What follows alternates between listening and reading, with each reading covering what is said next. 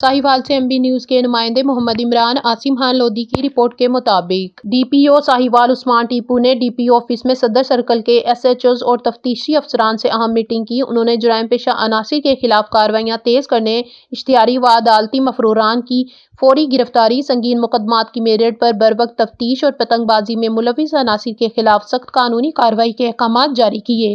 Meeting में SP investigation Sahiwal शफकत रशीद और कायम मुकाम एसडीपीओ सदर सर्कल गुल हसन खान भी मौजूद थे।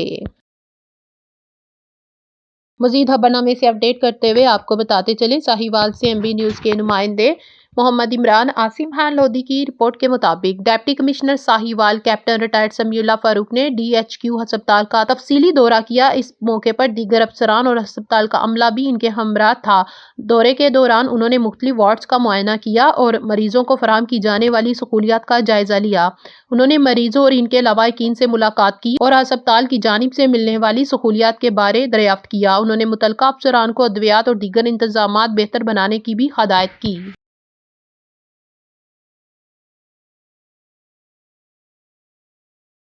मजीद खबरनामे से अपडेट करते हुए यहाँ पर आपको अहम खबर से आगाह करते चले, इस्लामाबाद में पेश आने वाले अफसोसनाक सानहे पर मुल्क भर की तरह साहिवाल में भी शोक की फिजा कायम है।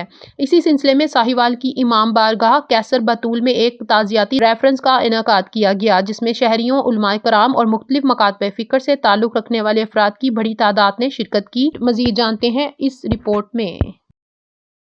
बाद में जो दहशतगर्दी का घिनौना खेल खेला गया है, मैं पाकिस्तान उलमा कौंसिल का एक जिम्मेदार फर्द होने की हैसियत से उसकी पुरजोर मजम्मत करता हूँ और मैं दुश्मन को ये बता देना चाहता हूँ कि वतन अजीज़ पाकिस्तान में अमन के लिए, सलामती के लिए, इस्तेहकाम के लिए तमाम मज़ाहिब, तमाम मसालिक और तमाम सियासी और इलाकाई जमातें कल भी एक थीं, आज भी एक है, आइंदा भी एक होकर हम अपने दुश्मन का मुकाबला करेंगे।